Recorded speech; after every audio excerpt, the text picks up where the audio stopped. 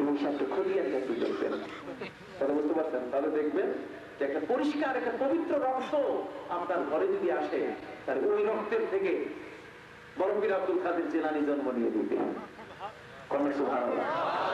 ওই পবিত্র রক্ত থেকে খাজা মঈনুদ্দিন চিশতি আজমিরি রহমতুল্লাহ আলাইহি জন্ম নেবে।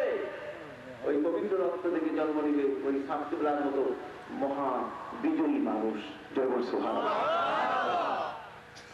নবী বলেন, ইযা তুখিযাল ফায়ুদি ওয়াল আমানাতু মাগনামা ওয়াজ যাকাতু মাগরামা। যাকাতকে যে জরিমানা মনে করে, যে সমাজের মধ্যে মানুষ যাকাত দেয় না, গরিবের হক, গরিবের অর্থ, গরিবের পাওনা টাকা যে ব্যক্তি তার হাতে পৌঁছায় না, সেই সমাজের উপরে গজব আসবে।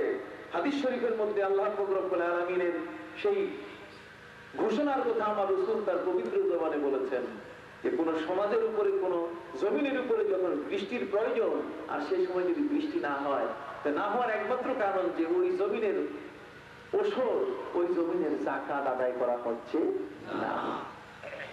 বুঝতে পারছেন? যখন মানুষ যাকাত বন্ধ করে, জমিনের ওষুধ দেয় না, আমরা তো জমিনের ওষুধ ভুলে গেছি।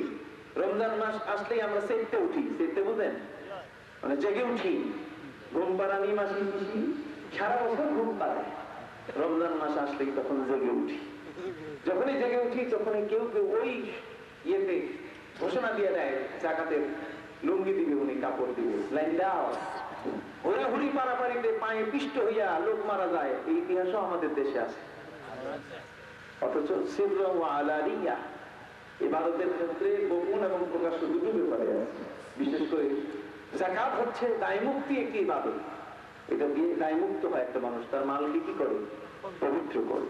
কিন্তু সেই মালকে পবিত্র করার এখন বিষয় নাই। এখন ওই দলীয় ব্যক্তির মতো, যে দলীয় ব্যক্তি যদি কেউ মারা যায়, জানাজা 20টা দিতে হবে, না হলে জানাজা হয় না। কথা বুঝতে পারছেন?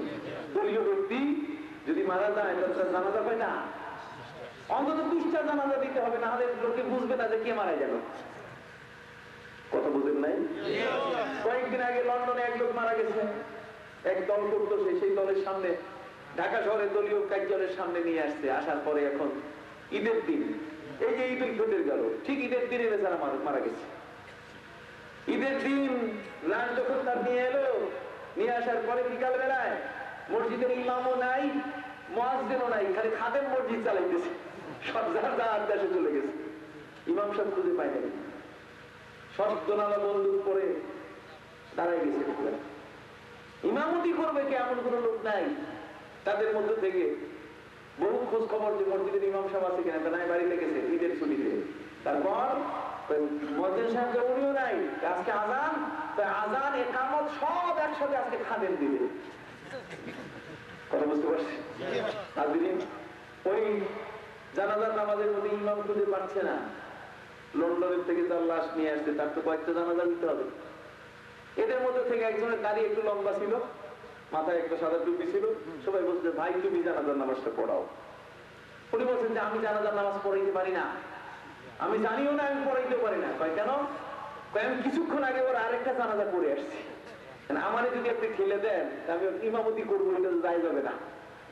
ওরা বলছে যে যাই যান না যাই যান প্রশ্ন না, জানাজা একটা দিতেই হবে। কাদের ভাই তুমি দাঁড়াও, আমরা আল্লাহু আকবার।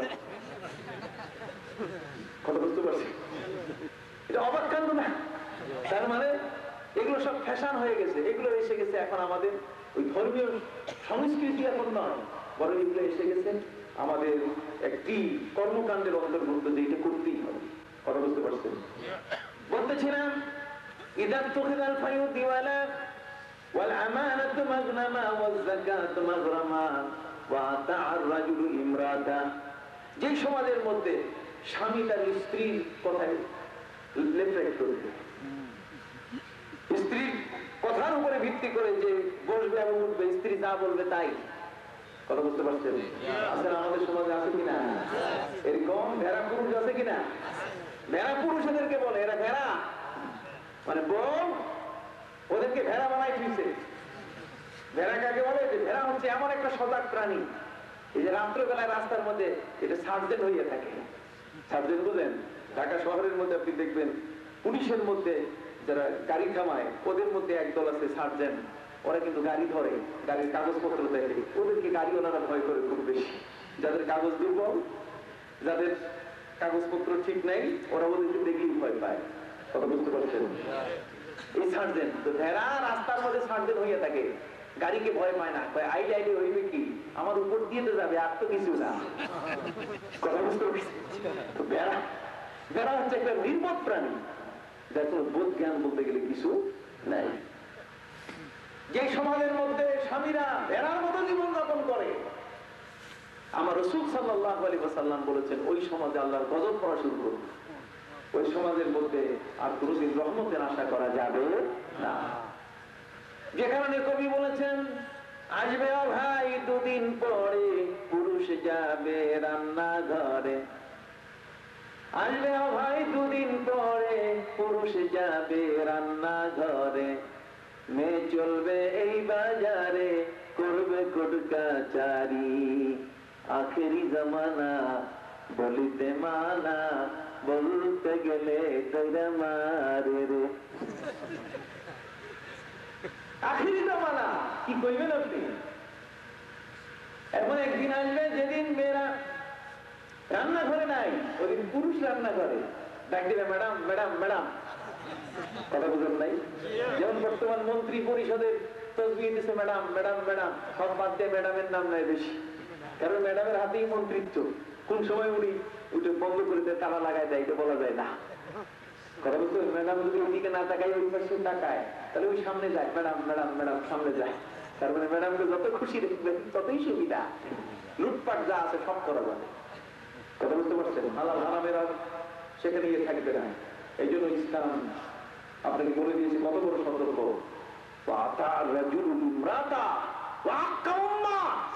যখন কোন পুরুষ তার স্ত্রীর কথা উঠা বসা করবে, যে মা তাকে 10 মাস 10 দিন গর্ভে রাখলো, ওই মাকে সে তুচ্ছ জ্ঞান করছে, মায়ের খবর নেয় না, মায়ের কাপড়ের খবর নেয় না, মায়ের খাবার খবর নেয় না, মায়ের চিকিৎসার খবর নেয় না। এমন অপদার্থ সন্তান আমাদের সমাজে আছে কিনা? আছে কিনা? যেখানে আল্লাহ সুবহানাহু ওয়া তাআলা হুকুম দিয়েছেন, وَوَصَّيْنَا الْإِنسَانَ بِوَالِدَيْهِ حَمَلَتْهُ أُمُّهُ وَهَنًا عَلَى وَهْنٍ وَفِصَالُهُ فِي عَامَيْنِ أَنِ اشْكُرْ لِي وَلِوَالِدَيْكَ إِلَيَّ الْمَصِيرُ। সুবহানাল্লাহ। আল্লাহ বলেন, ওয়াসাইনাল ইনসানা বিওয়ালিদাইহি, আমি আমার বান্দাদের, মানুষকে আমি হুকুম করেছি, আদেশ দান করেছি, তারা যেন তাদের মা বাবার সাথে ভালো আচরণ করে।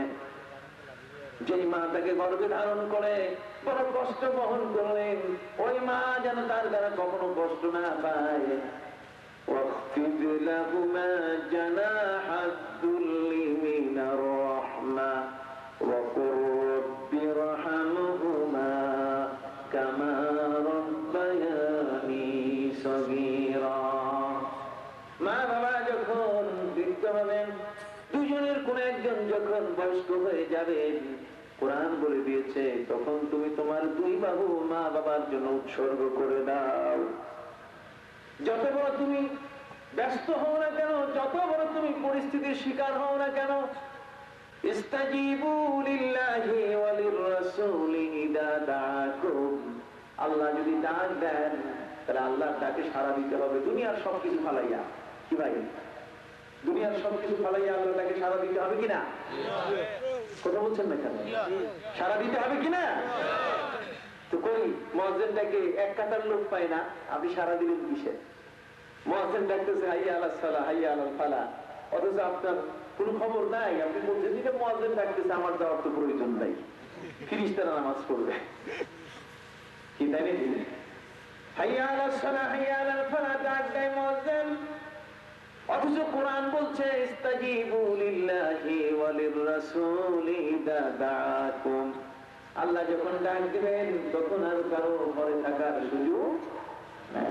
রাসূল যখন ডাক দিবেন তখন সাথে সাথে তার কথা মানা ফরজ। অনুরূপ ভাবে বুখারী শরীফের হাদিসের মধ্যে বলা হয়েছে যে বাবা মা যদি ডাকে, তুমি যদি ওই অবস্থায় নামাজেও থাকো, তার নামাজ ছেড়ে দিয়ে মা বাবার কথার জবাব দিবে। কথা বুঝতে পারছেন? হ্যাঁ, যদিও মুফতি ফকিহ যারা তারা বলেছেন যে এটা নফল নামাজ। কোন নামাজ? নফল নামাজ। নফল হোক আর যে নামাজই হোক না কেন, মা বাবার ডাকে সাড়া দিতে হবে, এটা ইসলামের বিধান হয়ে এসছে। অতএব মা বাবার মর্যাদা কত? সাকাতুর রব্বে সাকাতুল ওয়ালিদাইন, সাকাতুর রব্বে ফি সাকাতিল ওয়ালিদাইন, রিদার রব ফি রিদাল ওয়ালিদাইন। মা বাবা যদি খুশি থাকে, আল্লাহ খুশি হয়ে যান। আর মা বাবা যদি অসন্তুষ্ট হয়, আপনি যত বড়ই টাকা পয়সার উপর গরমে থাকেন, আপনার উপরে আল্লাহর গজব আসবে। তারা বুঝতে পারছেন? যারা মা বাবার সাথে বেয়াদবি করে তারা 5টা জিনিস থেকে বঞ্চিত হয়। কয়টা? যারা কান না 5টা জিনিস। একটা হলো পৃথিবীর সুখ শান্তি তার থাকবে না।